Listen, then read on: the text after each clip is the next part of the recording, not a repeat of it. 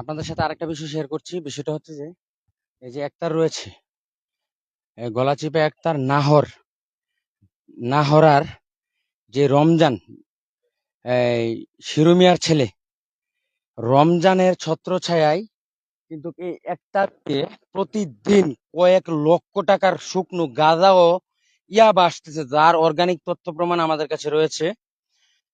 আমরা আমরা জানতে পারছি একজন চিহ্নিত মাদক সম্রাটের নেতৃত্বে কয়েক মাস এই সীমান্ত এলাকাটি দিয়ে কয়েক হাজার কোটি টাকার মাদক আসছে। তবে এখন বর্তমানে নাকি সে কারাগারে আছেন এবং তার এই ব্যবসা নিয়ন্ত্রণ করছেন এই জসিমের ভাই যে রমজান, তার বিরুদ্ধে কয়েকটা মামলা রয়েছে, সে ওয়ারেন্টভুক্ত পলাতক আসামি।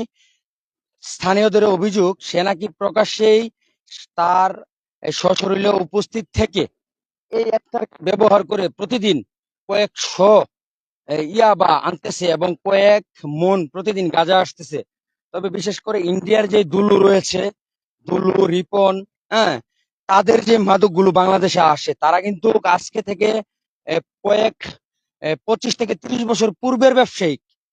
তারা 25 থেকে 30 বছরের পূর্বের ব্যবসায়িক এবং তারা নাকি কয়েক কোটি টাকার মাদক একসাথে বাংলাদেশে ঢুকায় এবং যখন তারা মাদকটা বাংলাদেশে পাঠায় তখন নাকি বাংলাদেশের যে সীমান্তরক্ষী বাহিনী রয়েছে তাদেরকে ম্যানেজ করে এবং তাদের দেশের যে বর্ডার গার্ড রয়েছে